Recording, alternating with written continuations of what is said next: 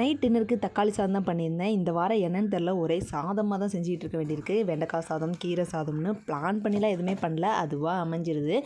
Evening கால் பண்ணி night டின்னருக்கு தக்காளி சாதம் செஞ்சிடே சாப்பிடும் போல் இருக்குன்னு ஹஸ்பண்ட் கால் பண்ணாங்க. சரி அப்படின்னு சொல்லிட்டு செய்ய ஸ்டார்ட் பண்ணிட்டேன். வீட்டில் இருக்க ஸ்பைசஸ்லாம் ஒன்று ஒன்றா ஆட் பண்ணிவிட்டு பச்சை மிளகா, வெங்காயம், தக்காளி எல்லாம் நார்மலாக தக்காளி சாதம் செய்கிற மாதிரி தான். இன்க்ரீடியன்ஸ்லாம் பெருசாக ஒன்றும் ஆட் பண்ணலங்க. எப்பவும் போல் அந்த இஞ்சி பூண்டு பேஸ்ட்டு அப்படிங்கிற மாதிரி தான் செஞ்சுருந்தேன்.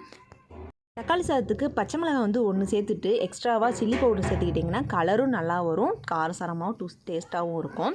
சில்லி பவுடரும் கொஞ்சமாக 1 ஸ்பூன் கரம் மசாலா சேர்த்துட்டு மேலே கொத்தமல்லி தலையெல்லாம் தூவி விட்டுட்டு மூடி வச்சுட்டு மஞ்சள் பொடி போடாமல் இருந்தீங்கன்னா கலர் ரெட் கலர்லேயே வரும். தக்காளி சாதம் ரெட் கலரில் இருந்தால் தான் சாப்பிட்றதுக்கும் பார்க்குறதுக்குமே நல்லாயிருக்கும்.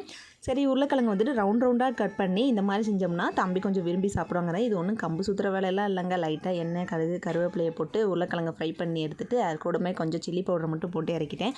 சூப்பரான தேங்காய் துவையலோட